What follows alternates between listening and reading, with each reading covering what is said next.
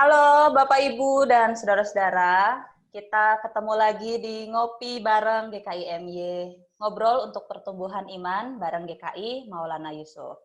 Hari ini kita akan ngobrol bareng tentang pertumbuhan iman bersama dengan anak muda yang familiar sih sepertinya ya. Di MY itu cukup terkenal karena dikejar-kejar para wanita pemudi-pemudi. Nggak se-hype itu ya. Nggak juga lah, Kak. Nggak juga ya. Ya, ini siapa dia? Silahkan memperkenalkan diri. Ya, shalom rekan-rekan GKI ini. Nama saya Petra Manuel. Sekarang saya domisili di Inggris setelah menyelesaikan S2 dan sekarang sedang bekerja. Nah, dulu dari sekolah minggu ya, saya sudah gereja di Maulana Yusuf. Dulu kan masih di bawah Reksa ya, sempat. Jadi saya kelas 3-4 SD pindah dari gereja baptis. Waktu itu juga di Wastu Kencana soal itu tempatnya. Tapi karena papi mami memang sudah atestasi ke GKI, jadi saya ya sekolah minggunya di MY. Nah dari sana saya ya bertumbuh banyak lah di GKI MY gitu ya, bisa dibilang rumah kedua gitu. Kemudian saya melayani di komisi remaja, komisi pemuda, melayani sebagai ketua waktu itu, ketua komisi hampir sekitar 4 tahun lah, waktu saya kuliah di ITB. Nah setelah lulus dari S1 baru saya ya pindah ke Jakarta. Nah tapi waktu saya pindah ke Jakarta pun banyak event yang coba saya involve ke MY gitu. Salah satunya di program leadership untuk ya bantu-bantulah gitu, bantu sharing gitu di event ini. Nah habis itu setelah kerja sekitar 6 tahun baru saya ambil S2 di Oxford waktu itu karena merasa memang perlu personal development lebih, bukan hanya bekerja waktu itu mikirnya. Dan ya syukur alhamdulillah sekarang dapat pekerjaan walaupun pekerjaannya masih project based gitu, tapi ya udah minimal dapat pengalaman di Inggris di sini gitu Pak. Kira-kira seperti itulah backgroundnya. Di Inggris dari tahun berapa? Udah berapa lama?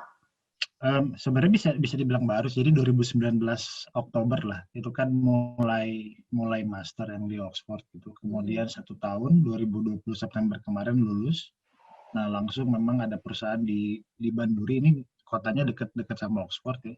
Jadi dia perusahaan manufacturing.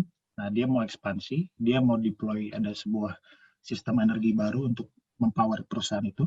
Dan saya di-hire sebagai expert consultant lah, karena memang yang saya pelajari kan sistem energi ya, untuk S2 saya, sehingga memang cocok mereka lihat. Nah saya ya di-hire sementara untuk 6 bulan sampai Maret 2021. Jadi ya akan minimal 1,5 tahun lah di sini ya. Gitu ya, baru nanti kita lihat ke depannya gitu ya. Tapi kan sebelumnya sempat juga kerja di luar ya sebelum studi S2. Ya, oh iya, jadi waktu saya kan awalnya di perusahaan oil and gas ya, waktu itu memang harga minyak kan lagi cukup tinggi gitu. Jadi banyak temporary assignment, memang nggak permanen, tapi ya beberapa kali adalah ya, pengalaman ke Rusia, pengalaman ke Middle East gitu, karena memang proyek pengeborannya lagi ada di sana. Dan itu cukup membantu dalam hal adaptasi ya, terutama ketika saya nyampe ke Inggris ini gitu. Jadi terutama kan weather-nya di sini kan ya tidak bersahabat lah dengan orang Asia gitu kan, kayak winter seperti ini. Waktu saya nyampe di Oxford pertama, kadang tenggorokan gitu kan, kadang-kadang tiba-tiba panas malam-malam nggak bisa tidur. Nah itu ya salah satu kesulitan lah ketika datang ke Eropa ya, terutama gitu. Dan juga masalah makanan aja sih, karena makanannya kan bisa dibilang ya kurang berasa dan kurang banyak variasi lah. Jauh lebih enak Indonesia kalau makanan. Nggak ada micin mungkin ya di sana ya? Memang ya, iya jarang-jarang. Orang di sini lebih suka yang plain aja gitu kan. Jadi asin enggak, manis juga enggak terlalu gitu. Jadi ya kalau buat mereka istilahnya too strong lah taste-nya gitu, kalau misalnya udah ada sedikit-sedikit spices seperti itu gitu. Walaupun memang kalau di Oxford kan sebenarnya cukup internasional ya, si kulturnya banyak international student. Jadi memang banyak restoran internasional juga gitu. Tapi ya rasanya beda lah. Restoran internasional yang bukan asli gitu kan. Jadi ya Tapi ya tetap bersyukur lah dalam arti fasilitas masih cukup lengkap lah di Oxford, dan juga sekarang kan kotanya lebih kecil sebenarnya ketika saya pindah kerja ini. Tapi ya masih cukup lengkap dan masih bisa ada adaptasi lah saya gitu. Nah, Pet boleh gak sih cerita pengalaman gitu ya, perasaan tinggal di sana, bekerja, kuliah, lalu apa sih yang paling berkesan selama menjalani kehidupan di sana? Oke. Nah sebenarnya waktu datang ke Oxford ini kan prosesnya cukup panjang ya, kayak dalam arti saya bergumul dulu dalam doa gitu. Kira-kira ini memang apa namanya yang Tuhan mau atau enggak, karena waktu itu sebenarnya karir saya di Indonesia udah lumayan jauh gitu. Jadi ketika mau keluar pun saya mikir 2 kali gitu kan, apakah mau meninggalkan karirnya di sini gitu dan mencoba karir di luar atau seperti apa. Tapi ya di situ Tuhan berikan jalan, memang saya harus ambil S2 ini gitu. Dan waktu nyampe di sini sebenarnya ada sedikit apa namanya persepsi lah, bahwa orang bilang wah ini bisa ada diskriminasi segala macam gitu di Eropa gitu kan. Ada beberapa teman di Jerman sih, memang bukan Inggris, tapi ya mungkin hampir sama lah gitu mungkin tantangan yang akan dihadapi. Nah tapi nyampe di Oxford sendiri nggak kerasa sih gitu, nggak kerasa, atau minimal orang-orang itu merepress atau menekan perbedaan itu gitu. Jadi mereka nggak sengaja menonjolkan perbedaan itu. Jadi terutama di kelas saya yang berisi 25 orang ya cukup friendly lah, bisa dibilang. Jadi itu membantu saya dalam hal belajar, jadi nyaman, kemudian bergaul di luar kelas pun di komunitas gitu kan banyak banget event-event kalau di Oxford ya. Nah itu juga jadi juga gitu Kak. Jadi banyaknya orang Inggris dan orang Eropa, sama sekali nggak ada orang Asia gitu. Jadi saya ngelihat orang Chinese atau orang India yang biasanya pabalatak di mana-mana itu di sini nggak ada gitu.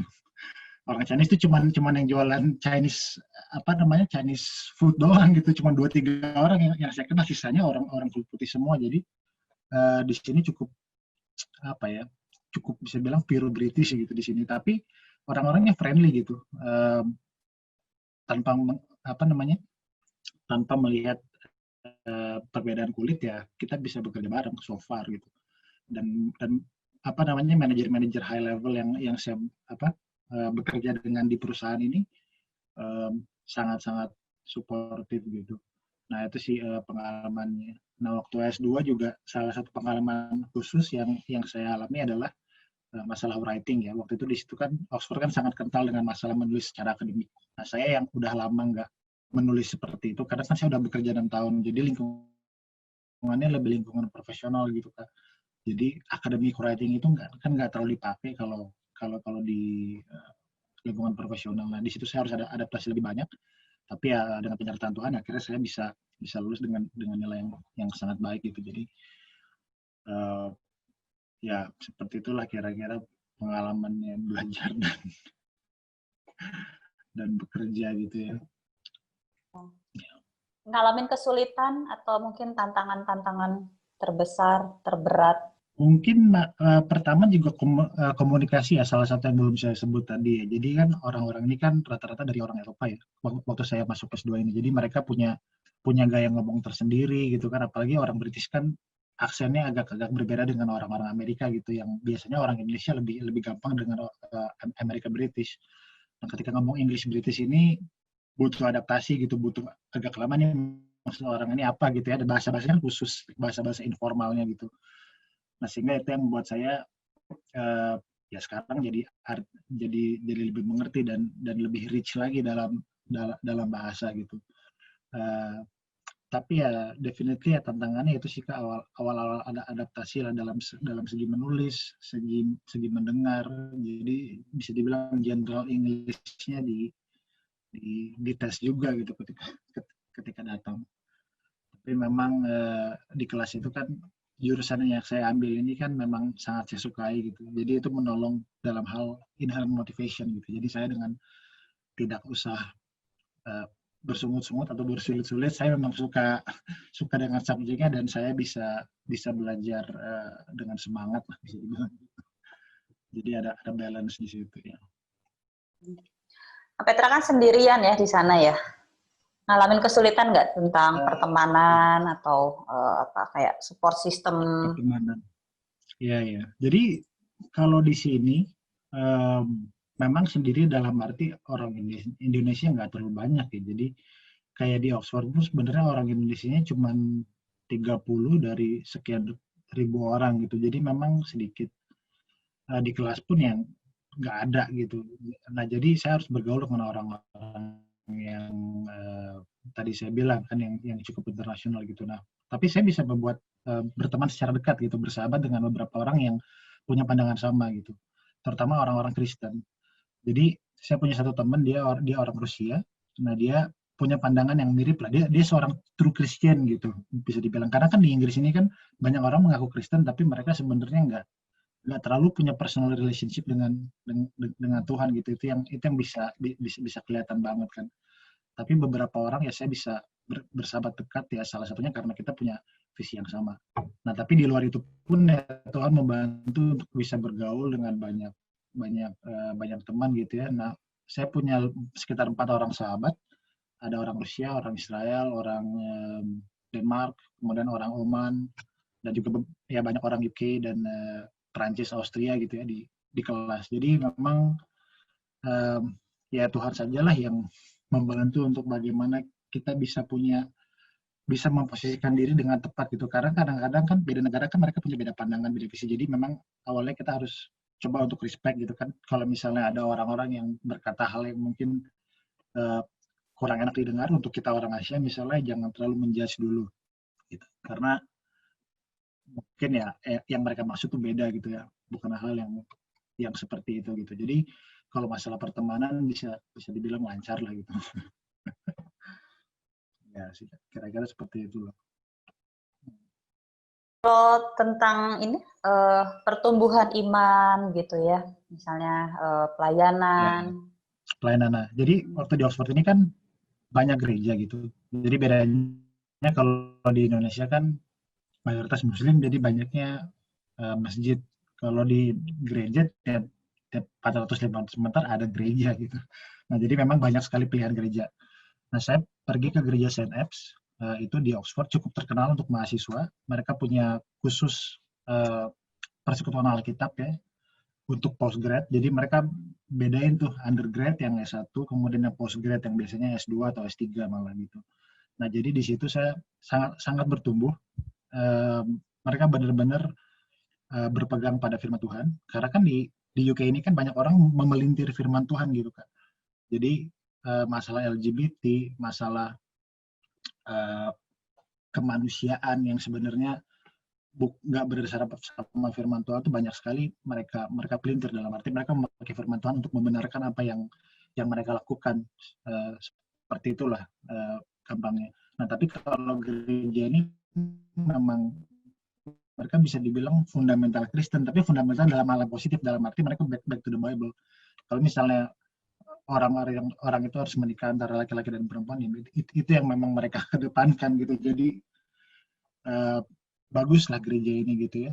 Nah kemudian saya sekitar setahun lah involve dalam bantu secara umum gitulah di persekutuan untuk provide logistik segala macam. Dan itu juga cukup menarik ya, karena kan diskusi dalam bahasa Inggris, kemudian ya pandangan orang-orang luar kan mungkin sedikit berbeda dengan orang-orang Kristen di Indonesia, terutama di KI, karena mereka lebih berdasarkan sama kehidupan dalam roh gitu. Jadi mereka sering banget baca dari Ibrani, kemudian dan apa namanya kitab-kitab ya post gospel gitu ya, yang setelah empat gospel pertama di Perjanjian Baru. Tapi ya tentunya fokusnya masih Tuhan Yesus, dan itu sangat membantu saya gitu si gereja ini. Hanya sayangnya gereja ini cuma ada di Oxford, jadi ketika saya pindah ke Bandung ya saya harus cari gereja lain gitu. Dan sebenarnya sampai sekarang belum nemuin gereja lain, jadi saya masih online ke si gereja yang ini, si gereja yang di Oxford ini gitu. Nah, jadi ya pertumbuhan iman bisa dibilang cukup pesat dan cukup expanded lah Kak, ketika ada di Inggris ini gitu. Ya memang kalau kita jauh dari temen, jauh dari keluarga gitu ya, apalagi punya masalah-masalah dan harus diselesaikan sendiri, kayaknya pergumulan iman tuh jadi kayak lebih terasa gitu ya. Ngalamin nggak sih, misalnya kesulitan, Iya, iya. susah karena sendiri di sana, nggak ada orang Betul, tua, nggak betul, ada betul. Iya, iya. adik-adik. Jadi memang kalau yang saya rasain, sebenarnya bukan pertama kali, kayak dulu waktu saya kerja juga kan suka sendirian ke tengah laut gitu misalnya gitu. Nah justru hal-hal seperti ini yang membuat kita semakin dekat sama Tuhan gitu. Jadi bukan ketika keadaan tenang, keadaan senang, nah itu biasanya kita malah suka melupakan Tuhan gitu karena situasinya baik-baik aja gitu. Tapi ketika kita dihadapkan pada suatu pengalaman yang baru, nah di situ kita benar-benar dekat sama Tuhan gitu. Jadi ini yang saya juga manfaatkan ketika di Oxford gitu. Dan waktu lockdown pertama itu kan ada juga timbul suatu keraguan-raguan atau anxiety gitu, apa yang akan terjadi gitu. Itu kan suatu hal yang benar-benar baru dan saya lagi di Oxford gitu. Jadi maksudnya pengalaman baru ditambah sesuatu yang baru juga yang dialami sama dunia gitu. Jadi itu membuat saya cukup dekat sama Tuhan gitu ya. Ada juga beberapa spiritual experience lah bisa dibilang gitu ya. Saya merasa benar-benar dekat sama Tuhan ketika lockdown itu gitu. Karena tes kan tetap jalan aja kan, assignment segala macam, paper harus ditulis segala macam. Tapi ya saya bisa dibilang sendiri karena kan ketemu orang aja sangat dibatasi waktu itu. Apalagi di Inggris yang sangat impacted dengan COVID awal-awal itu kan Maret. Jadi ya cukup berkesan lah dan saya merasa lebih mengenal Tuhan gitu ya, lebih mengerti siapa Tuhan itu ya, dan lebih mengerti apa karakter-karakter dan sikap-sikap yang membuat Tuhan bisa tersenyum gitu ya, seperti itu sih. Ya tentu dengan dua situasi yang berbeda, kita punya pengalaman iman juga berbeda. Maksudnya berbeda itu dulu kan beberapa tahun yang lalu dalam kondisi tidak pandemi dan sekarang kondisinya pandemi. Juga kan ke depan ini kan Inggris juga mau lockdown ya, persiapan Christmas ya, lockdown kedua. Ya. Dari pengalaman itu apa sih yang Petra dapatkan gitu ya? Pelajaran apa sih yang boleh dibilang sebagai refleksi perjalanan di dalam kehidupan Petra sampai sekarang yang bisa dibagikan buat kita? Oke. Ya, jadi salah satu ayat yang saya ingat itu dari, kalau nggak salah 2 Timotius 1 ayat 6-7 gitu, atau 1 Timotius 1 ayat 6-7, tapi intinya kita harus mengobarkan iman kita di dalam Tuhan. Karena kadang-kadang kalau misalnya kita menghadapi masalah yang bertubi-tubi, kita kan bisa dingin hati gitu Kak. Semangat kita bisa hilang dalam bekerja, dalam belajar. Kalau itu bertubi-tubi gitu ya. Tapi ya apa firman Tuhan bilang, kobarkanlah semangat itu di dalam Tuhan, karena di mana ada roh Tuhan, di situ ada kekuatan, kasih, dan ketertiban gitu. Jadi kalau misalnya kita mengalami kekhawatiran dan ketakutan, yang saya pelajari adalah cara iblis supaya membuat kita berpikir bahwa Tuhan bukan di pihak kita gitu. Nah, tapi ketika kita mengingat lagi apa yang Tuhan bilang, apa yang Roh itu sudah bilang di dalam hati kita gitu ya, kasih kekuatan, kasih, dan ketertiban, itu membuat kita untuk bisa terus bekerja dengan konsisten. Itu membuat kita untuk bisa persevere di dalam keadaan yang bisa dibilang sangat tidak menentu gitu. Kita kan ragu-ragu lah ya dengan situasi seperti ini. Tetapi ya Tuhan bilang jangan takut gitu, karena kita punya kasih dan kekuatan dan ketertiban gitu. Kalau di bahasa Inggrisnya kan ketertiban itu kan self control. Jadi kita tidak terpengaruh dengan apa yang kita lihat atau apa yang kita pikirkan, tapi lebih kepada kebijaksanaan apa yang Roh Kudus itu kasih dalam hati kita gitu. Nah itu yang salah satu ayat yang benar-benar menolong saya lah dalam daily routine gitu. Nah itu sih Kak kira-kira. Iya, luar biasa ya. Ternyata Petra berkembangnya luar biasa nih. Karena aku tuh ingat kamu kalau waktu remaja pemuda tuh nggak terlalu banyak bisa mengungkapkan ini ya, isi hati. Ini sekarang Betul. Iya, kayaknya kamu tuh lebih pendiam gitu waktu masih muda ya. Sekarang juga masih muda sih. Ya, lebih tua sedikit lah. Oh ya, karena udah Lebih lebih personal. mature ya, lebih dewasa, jadi banyak pengalamannya yang bisa Ya, dibagiin ya. ya dengan proses yang Tuhan kasih lah ya. Kadang-kadang kita mikir, aduh nih salah jalan kayaknya. Tapi sebenarnya kalau kita balik lagi kita lihat, memang Tuhan memberikan kita jalan-jalan itu by design gitu ya. Jadi Tuhan kan nggak memberikan kita hal-hal yang enak-enak aja gitu. Tapi Tuhan membiarkan hal yang tidak enak itu dalam hidup kita supaya itu mempolis kita jadi lebih baik dan lebih mengerti sebenarnya Tuhan ada dan mengontrol semua sisi kehidupan kita gitu. Itu yang saya lihat gitu Kak, perjalanan saya di sini. Iya. Nah ini karena pandemi semua serba online ya, kita saling menyapa juga online, kebaktian juga online, PA segala macam online. Ini kesempatan yang sangat baik, aku pikir kalau Petra mau menyampaikan bersay hello sama teman-teman di manapun berada karena online gini, kira-kira apa sih yang pengen disampaikan? Boleh loh, say hello atau apa, kangen Iya, misalnya. terutama ya sebenarnya kalau teman-teman saya beberapa kali discuss gitu ya dengan beberapa teman dekat di MY gitu ya. Tapi ya terutama buat teman-teman yang dulu ex pemuda yang kenal dengan saya juga dan mungkin junior-junior yang sedang melayani ya, jangan lelah buat melayani gitu ya, karena di waktu-waktu ini ya Tuhan tetap bisa memberikan berkat gitu ya. Mungkin sesuatu terlihat kecil kita karena Zoom kita nggak bisa mengumpulkan jemaat lebih banyak gitu. Tapi ya saya percaya buat teman-teman yang melayani sesuatu yang kecil itu adalah besar gitu kalau Tuhan memang ada di dalamnya.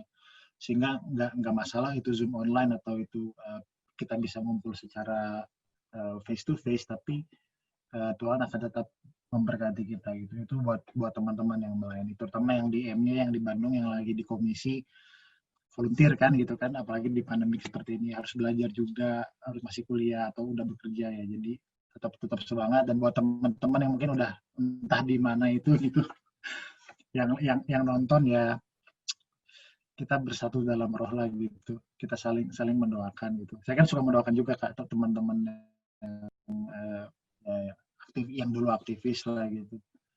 Jadi ya tetap semangat dan Nah, Petra, ya perjalanan atau hidup tinggal di negeri orang itu kan pasti ada hal-hal yang membuat kita harus beradaptasi karena berbeda ya. Kira-kira yang ya paling mencolok perbedaan itu di sana apa sih? Misalnya mungkin soal relasi sama orang atau etos kerja atau apa misalnya? ya. Kalau etos kerja di sini sangat baik ya kan, dalam arti gini, waktu saya bandingin dengan S1 mungkin agak kurang bisa di-compare, tapi kita ambil general aja gitu ya. Kalau di S1 ya walaupun waktu itu kan saya di ITB kan artinya ekspektasinya orang-orang bagus gitu ya, mahasiswa-mahasiswanya. Tapi ada orang yang hilang dari kuliah, tetap aja ada orang yang malas-malesan dalam ngerjain tugas atau kerja kelompok gitu. Tapi kalau di S2 di sini, terutama di Oxford ini ya, orang-orangnya excel gitu ya. Mereka achieve untuk mencapai yang terbaik gitu.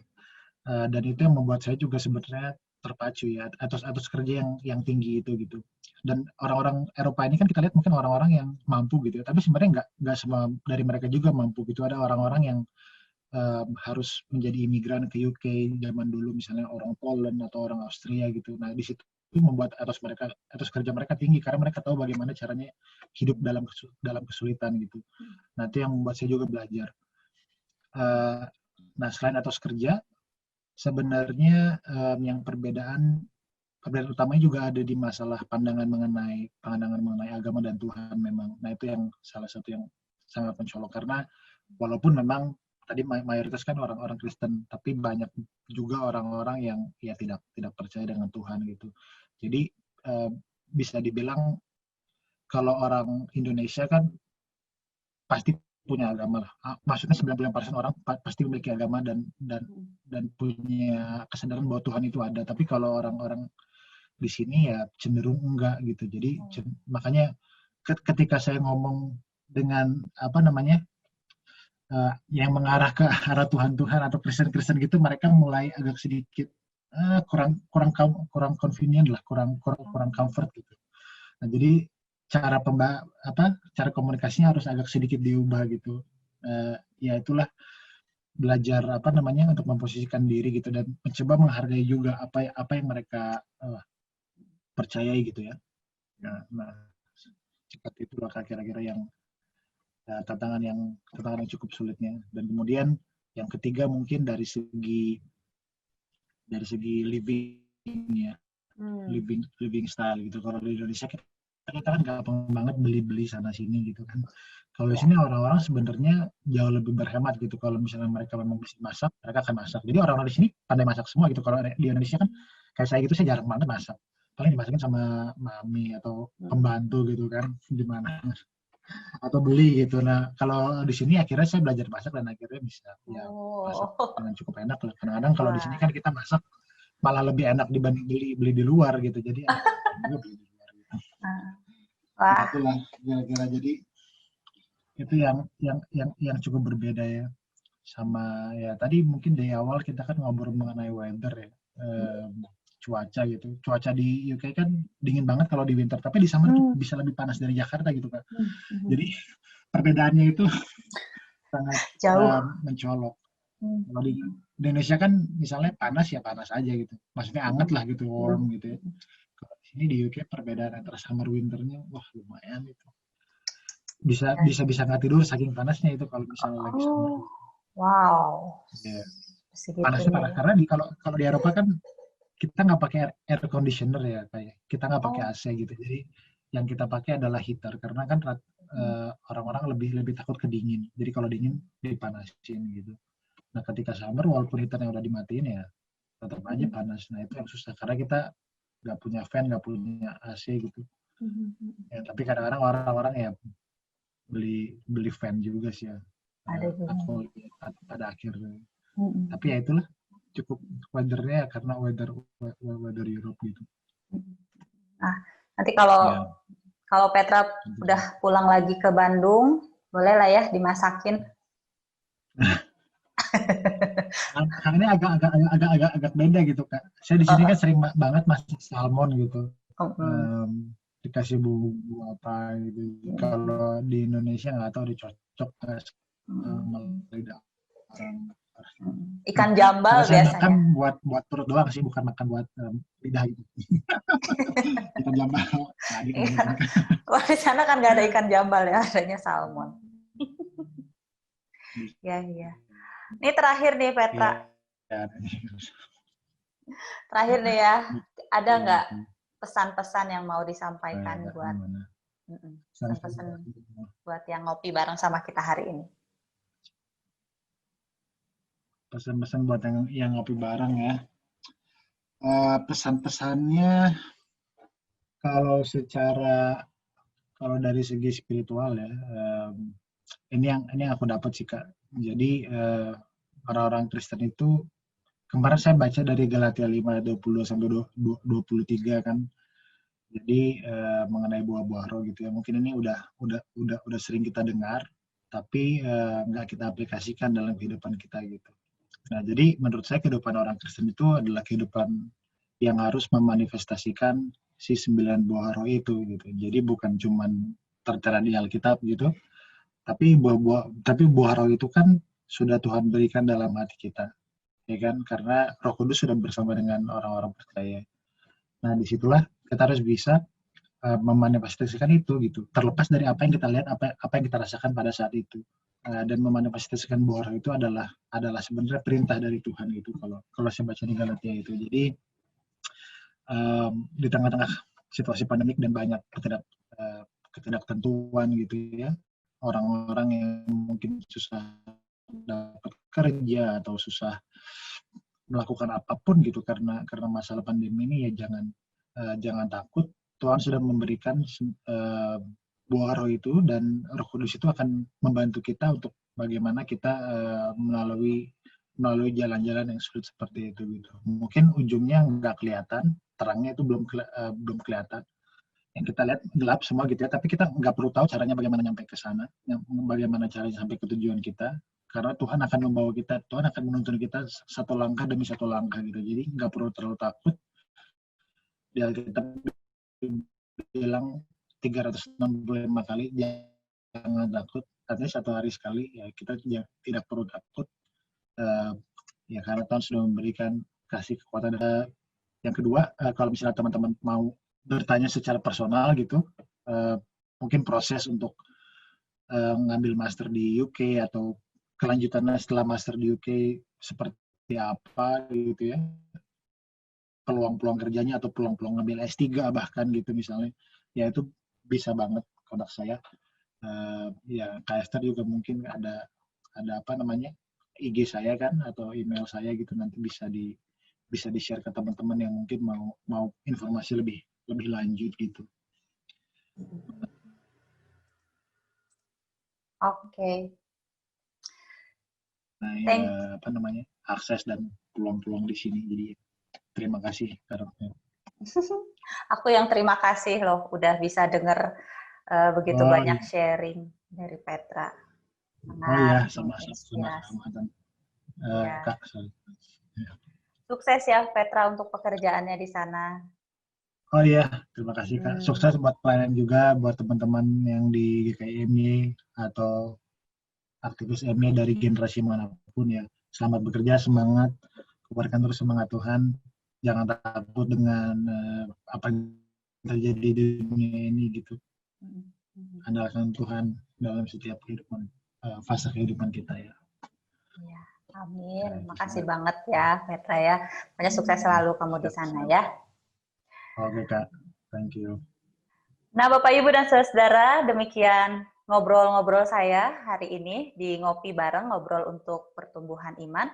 Kiranya apa yang disampaikan menginspirasi dan menjadi berkat bagi kita semua. Selamat melanjutkan aktivitas di hari ini. Tuhan Yesus memberkati.